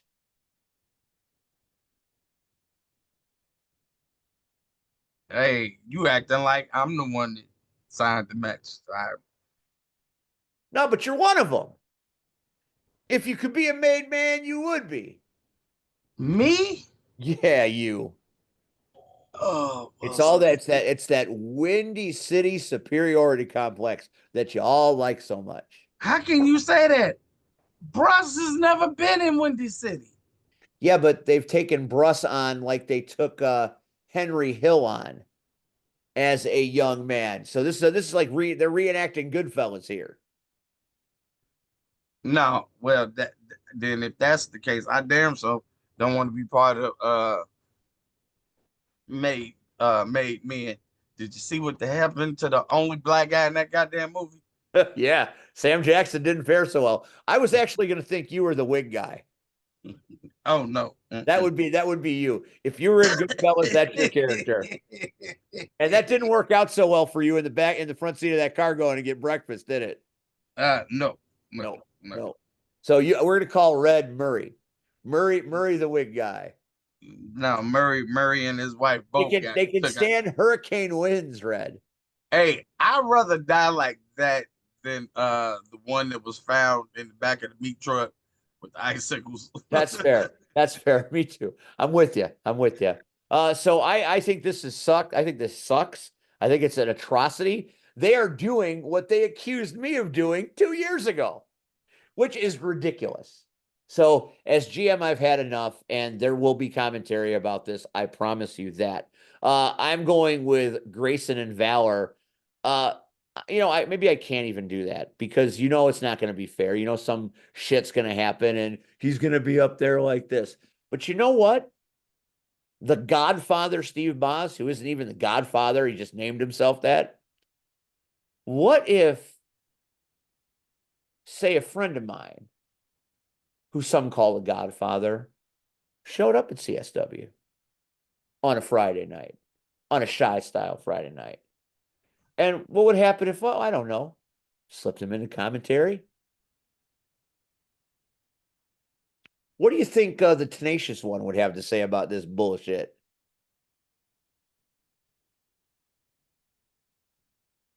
I'm not sure, Steven. I'm not You know that he's going to hear them call Boz the Godfather, and that's enough for TA to rip the tie off and Yeah, I brass mean, knuckles on and shit. well, I mean, it ain't like we ain't seen this song and dance before. I've seen it. So Don't tug on Superman's cape. Don't no, kick the wind, and don't call yourself the Godfather in front of TA. Those are just the things you do in life. So I'm gonna go. I'm gonna hope that Grayson and Valor find a way to defeat Dumb and Dumber. because I really like to see them get a shot at the champs. I think that would be an entertaining match. And let's talk about the other half of the Made Men. It's the Victim Cookies version of Marche Rocket. And Marche Rocket's talking all that bullshit. Where were you years ago? Where were you? And blah, blah, blah, blah, blah. Tell you where I was. I wonder what that's going to look like. I wonder how fucked up this episode's really going to be. You see what happens when it's just us and we don't bring in a guest? My internet is losing its fucking mind. I'm going to have the wife call and find out what the fuck is happening here. I can't get my TV to work in my room, and now the internet is fucked. So we got to find out what's going on here. Where did I leave off, and where did you leave off? You were calling TA. No, I was talking about Victim Cookies. Well, okay. Didn't we get into Marche? No, we had. Okay, so TA, like I said, don't tug on Superman's cape, don't piss in the wind, and don't call yourself the Godfather in front of TA. It's bad for your health. I think Valor and Grayson win the match. I hope they win the match because I'd like to see them tag up against the champs, and I don't want to see Bruss and Boz do anything. So there's that. Moving on to the CSW Championship, the other made man, Victim Cookies himself, Marche Rocket. Where were you 2 years ago? Where were you, Steve? Where were you? That's all I fucking hear. I was there doing what I had to do to survive, Marche, just like you. We all answer to somebody. And this Friday night, Marche Rocket is going to answer to Uncle T. And that's your new champion. Marche's too old. Marche's a little slow. And it's Uncle T's time. And he will stop the made men where they started. Because once they don't have that belt, how made are they? Well, as much as I love Uncle T, I'm never gonna pick him. again. You're gonna bet against him because the Soul Glow. I'm never gonna bet against him. Man, you fucking homer. Look who's talking. Come on, man. Look, hey man. Every time you pick Uncle T. Except now. Except now. Uncle T's better. No. Uncle T's faster. No. Uncle T's stronger. Hell no. Agree to disagree. We also have a one-on-one match, and this one is of great interest to me. The return of Conan Lycan, the land shark, taking on the diamond in the rough, Rafael Quintero. What about that match? Pick that, bitch. Lycan. Because he pissed. Lycan's mad. I want Lycan to get his hands on Marche. That's what I want. I'm very excited about that. Why? That's so horrible. It's not horrible. So you're picking Lycan, huh? Mm-hmm. I can't pick. I mean, Lycan is big and strong, and he is agile, and he can do things that men his size can't do. But Quintero is the complete package. He is everything this business needs to be, and he is rolling like nobody else. I think this match is going to come right down to it. And you know what I think is going to happen?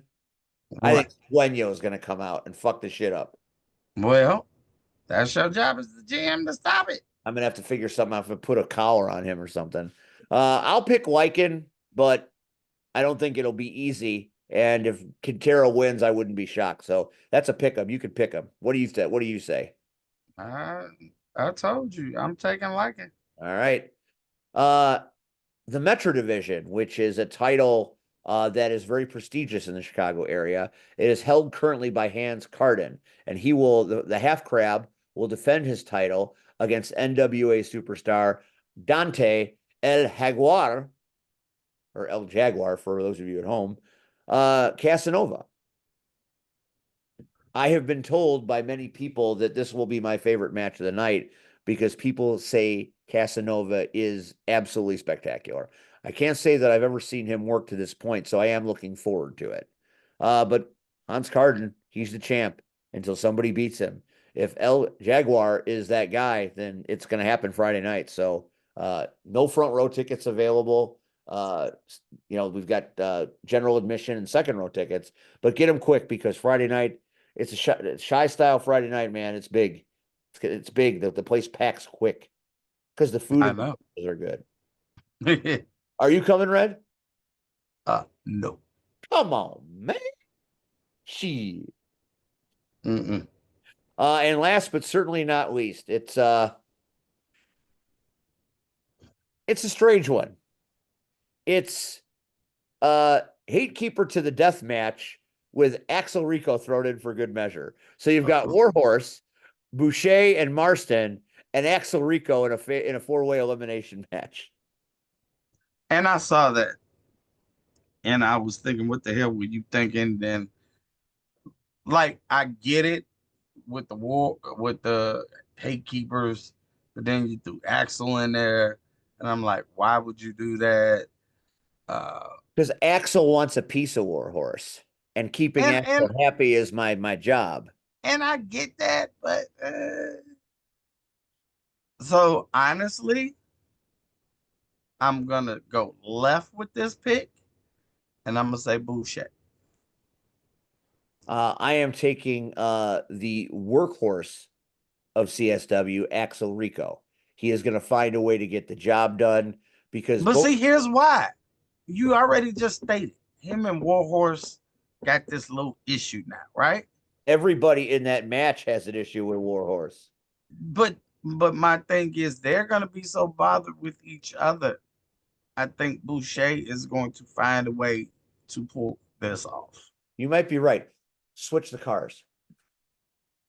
I think Warhorse is a man on an island in this match because nobody wants to be his friend. He has screwed over everybody. So it's not like he's going to get Marston and Boucher feeling any kind of good about helping him out. And then you've got Axel, who just wants to win. He wants to move up. He wants his title back. And a win over these three hate keepers would send the message to CSW that he is ready to take on Marche Rocket or Solomon Tupu, regardless of who it is. So I'm going with Axel. Okay. This Friday night, it is CSW Tears in the Rain. Come on by Franklin Park. It's going to be great. Sit by commentary and hear me and Thatcher and Wade Hunt do the best commentary that we can possibly do in a great situation. All right, Red. We got a half hour left. We've had we've had technical difficulties, so let's hope we hang in there. WrestleMania 41. You start. Tell me where you want to go, bro. You gotta start night one, Saturday. Who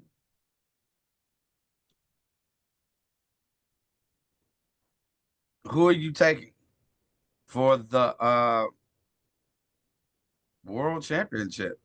I mean, everybody's talking about it. So, are you taking the ring general Gunther? Are you taking the Yeet Master, Jey Uso? Yeet. Okay. Yeet. You don't have to ask me. I'm taking main event. I'm yeeting all day. There you go. That a boy. So we actually agree on some shit, huh? Yeah. All right. So that's one. And here's why I think that's going to happen. I feel like it's his time.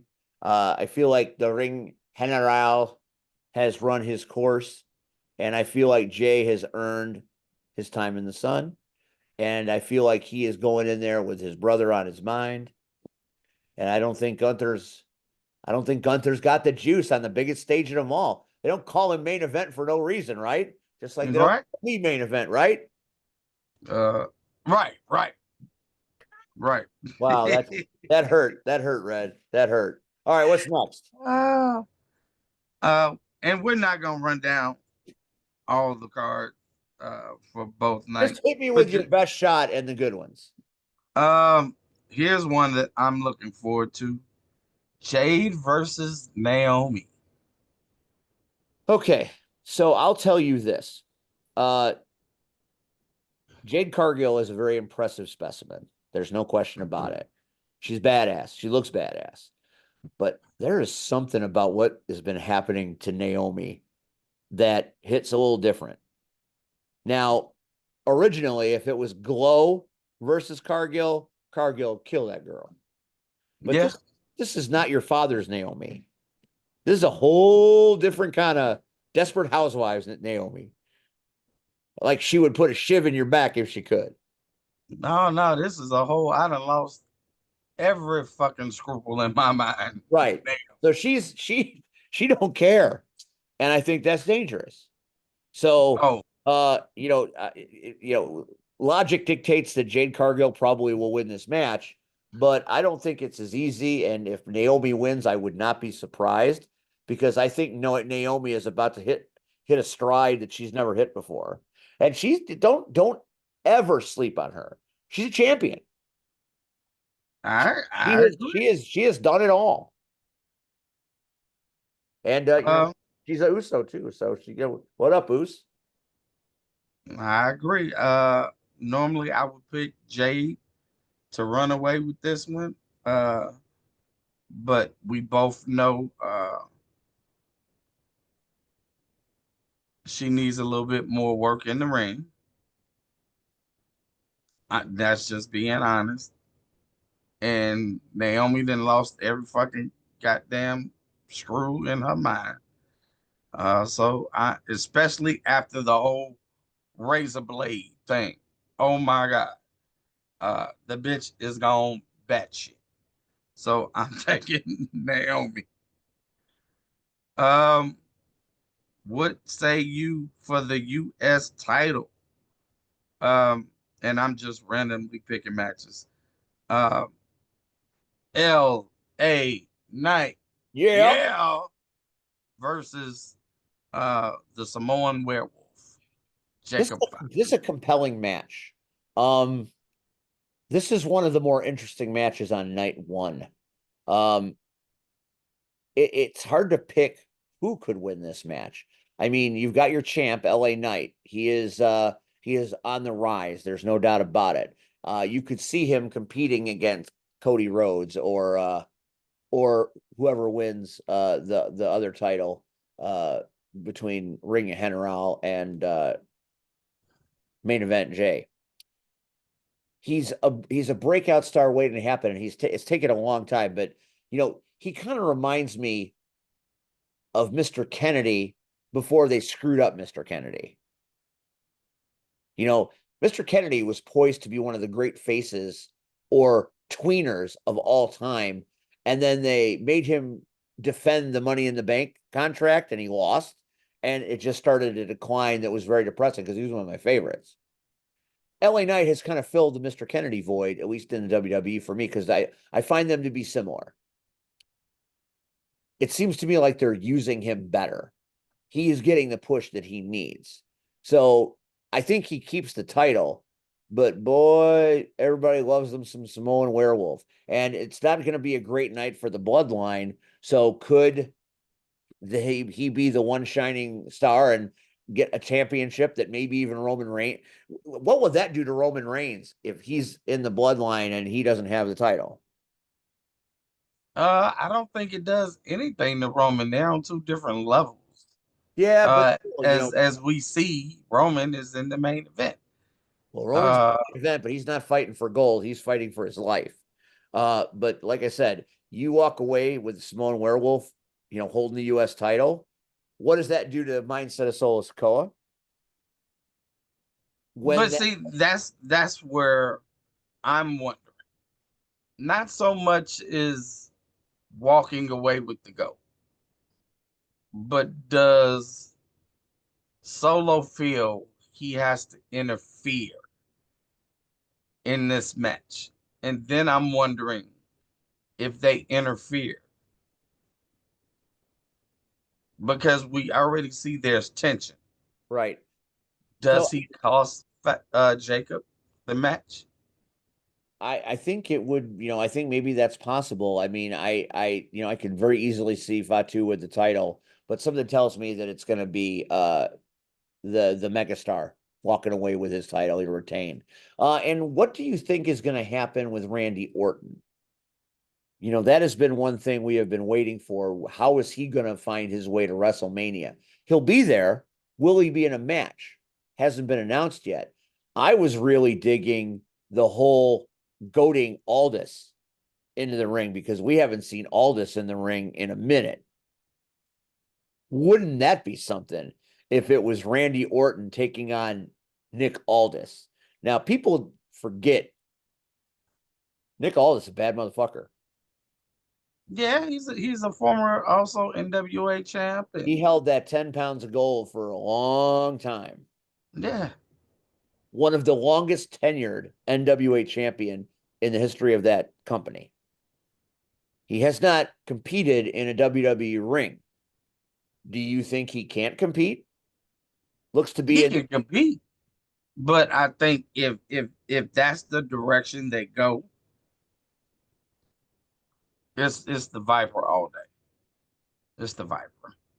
I don't know. I just think I mean, you'd think the Viper would win at WrestleMania, but boy, what a great moment for Aldis, who has been a great general manager to get his WrestleMania moment in the ring, taking it to Randy Orton and making it stick. I'd like to see it because I'd like to see Aldis respected in that way. Won't happen, but that's what I'd like to see. But he's got to fight someone. Could it be Solo? I mean, who is someone coming back? Is someone going to show up and say, "Hey, Randy, I'll fight you"? Well, it's always Mania. So. Could it be Chris Jericho? No. Could it be Dean Ambrose? Hell no. You don't know. Could it be MJF? Man, that's a possibility. What about Ricky Starks? Absolute Ricky Starks. They're not gonna call him up yet. No. What about that? He gets a WrestleMania moment against Randy Orton.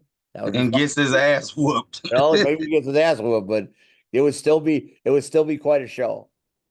So since we brought up Roman, let's talk about the main event for night one. I have no fucking idea. I don't even know what to think. It should be entertaining. I don't know where they're trying to go with this. I mean, it's great that it's got here, but I don't what if Seth Rollins wins, what? If CM Punk wins, what? If Roman Reigns wins, what? What's the end game here?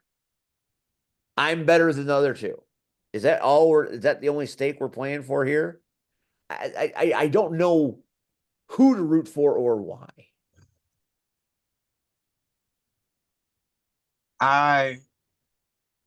Normally I would not agree with you on this. But as of the moment I'm sitting in this chair and we're recording this, I have to agree with you. I mean, it's been a great because build. after last night. So the only thing that was clear, if it was me, if I'm Roman, I'm fucking Seth up. This is the second time you didn't lit me up with a chair. So that's your ass. I think something has to happen outside of the three of them and Paul Heyman. I don't know what it will be, but just go with me on this little magical journey. Who else is a Paul Heyman guy that we haven't heard from in a minute? Right. So is that where this is headed? That Heyman starts his faction? I don't know if he's starting a faction.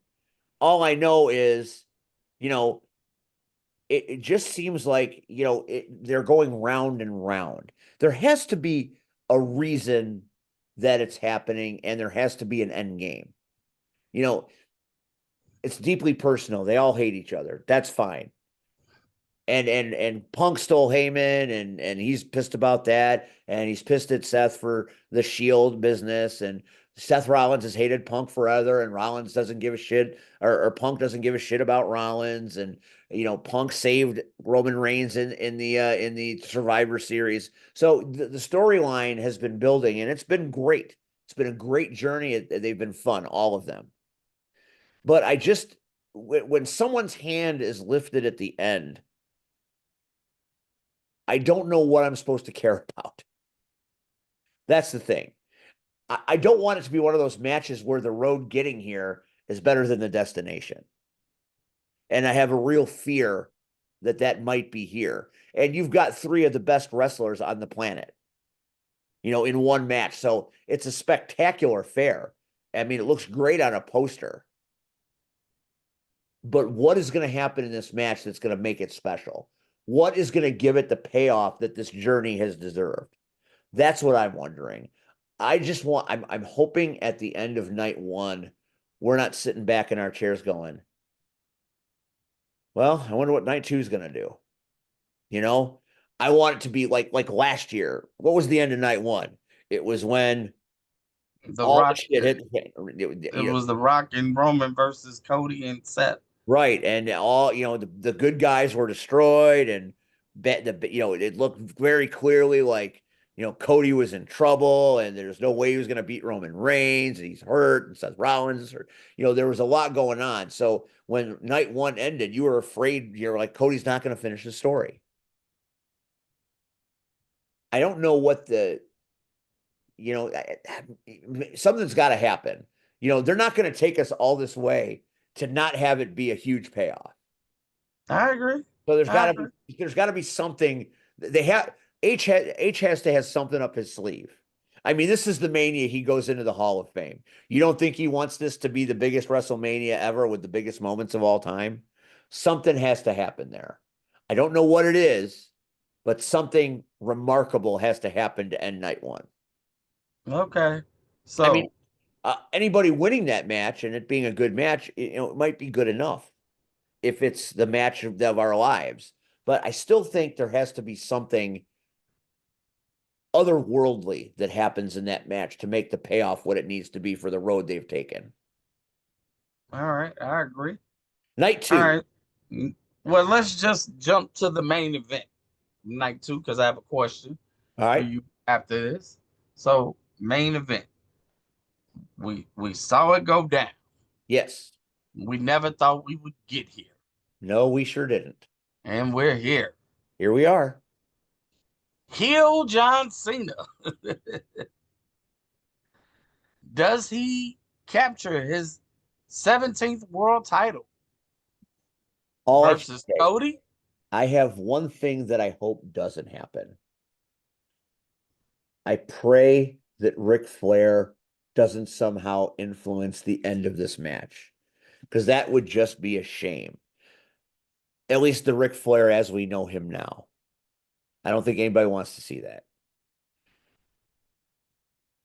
You had the balls to make the unhealable John Cena be the greatest heel since Hollywood Hogan, right? And I know everybody likes to fuck with Hogan, and that's you can think whatever you want. But back in the day, when he dropped that leg on the Macho Man at Bash on the Beach, that changed the industry. And it changed it in a big way. The NWO ushered in an era that we never saw before and we may never see again. That was one of the that was the biggest heel turn in the history of this business to me. And I don't think it's even close. And then this shit happened. Now, this is an era where John Cena could very easily have done a victory lap, had meaningful matches all along the way, play his greatest hits, and then walk out with everybody being satisfied. But they decided to pull the trigger and do something that nobody ever thought they would do. What do you need? You okay? We have a cramp situation here. No. He's dehydrated. Just give him some fluid. The fluid will help. I don't care. I know cramps that they're not fun. But anyway, you don't turn John Cena heel by swinging at that fence to not have something in the oven to make it pay off. We all know that right now, Cody Rhodes, John Cena, Cody Rhodes is probably one of the finest wrestlers, one of the finest in-ring performers we have. That fair? Fair. John Cena hasn't done this in a while. I mean, he's been doing things lately, but this isn't the John Cena of 10 years ago, right? Correct. So in a match, one-on-one, is it reasonable to think that John Cena is going to come in and whip Cody's ass? But what about the final boss? That's where it gets interesting. The final boss has been very quiet since everything went down at Elimination Chamber. And that's on purpose because you're going to get that payoff at WrestleMania. So it kind of breaks down to me like this: that Cody, is on top most of the match, and John is looking his age, feeling his age, and at 0 hour, that music's going to hit, and those lights are going to go off, and he's gonna walk his way down to the ring with the goosebumps, and some shit's about to go down. Do I think they are going to give John Cena a run as champion to break Ric Flair's record? That is a bold statement. And we all know who Triple H's good friend is. We remember Revolution, right? Or Evolution. Yeah. And they're friends to this day. Is Triple H going to be the boss that eclipses the greatest of all time's greatest achievement? Find it hard to believe. I don't find it impossible to believe, but I find it hard to believe. The other side of that coin is this: someone breaks the record every time. Pete Rose broke Ty Cobb. Barry Bonds beat Hank Aaron, even though he had the Steve Michaels asterisk.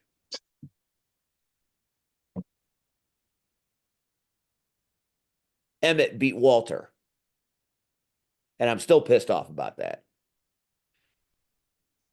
Records are made to be broken. So the practical application of that term dictates that it's a real possibility that Cena goes through the end of his year as the champion and walks out with the title. Because in January at the Royal Rumble, wouldn't it be a hoot if the Royal Rumble match was winner becomes champion? And change all the shit up and make the road to WrestleMania next year completely different. Because what if a champion comes out of the Royal Rumble, not just an opportunity to face the champion? Then that changes the dynamic of that entire road, and it gives the road to WrestleMania 42 a whole different vibe and a whole different feel. All right. So do I think Cody Rhodes loses to John Cena? I think at this point you almost have to, because of what it can do for the rest of the year going into next year. And you break Ric Flair's record and he goes town to town. He's the greatest of all time. He's Muhammad Ali. All right. Well, I uh I agree. Only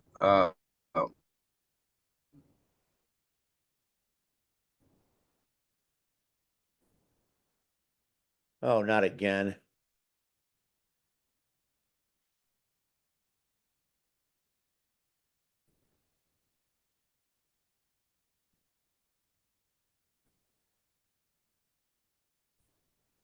Survivor Series turning back face for whatever reason, it ending walking away as a face. So time is wrapping up. I'm going to ask this question, and we can close this puppy down tonight. All right. One, you only get one. Your favorite WrestleMania moment. Okay. That's a good one. There's been so many.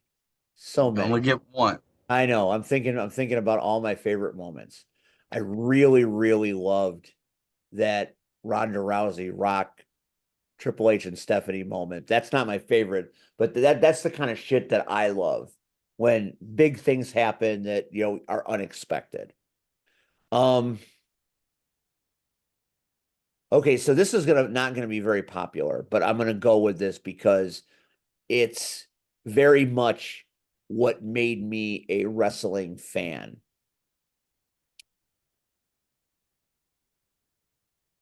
Back in WrestleMania 2, that was the WrestleMania where it was New York, Chicago, LA, right? No, I think that's three. No, 3 was Andre and Hogan at Detroit. It might be two. Okay, go ahead, but I see where you're going. All right, so I saw WrestleMania 1 on MTV, and then I had to beg my mom to spend, I think at the time, back in 80, I think this was 85 or 86. Can't remember which. Anyways, I think it was 86 because the fridge was big and he was at the Royal Rumble. He was in the Rumble at in Chicago, right? Right. So we sat down to watch it. And it starts in New York, goes to Chicago. We're very excited. And we get to stay up late, even though it's on a Sunday, because that's when WrestleManias were in those days. Yeah. Two of them when we got to stay up late to see the LA show. I have always been a huge fan of the Hogan King Kong Bundy match at WrestleMania 2 in that funky blue steel cage. And it's not very fashionable right now to wax poetically about Hulk Hogan. But when you have been a fan lifelong, it's hard to not remember some of the really good things, even though he's turned into a not so savory character now. That match with him and King Kong Bundy captured my imagination and made me a wrestling fan. I was a music fan and I saw WrestleMania because of MTV and I'm like, oh, that's pretty cool. And then we saw Saturday night's main event and we got to see things like, the Macho Man versus the Hart Foundation and Honky Tonk Man and the guitar to the head and Elizabeth goes to get, so that, there have been things that have been really cool about it, but it was that moment where Hogan gets in that cage and just drops the belt at Bundy's feet and says, "Come on, motherfucker, take it." And he had his ribs taped because the Saturday night before they all beat him down and he couldn't possibly win, but he did because that's what Hogan did in those days.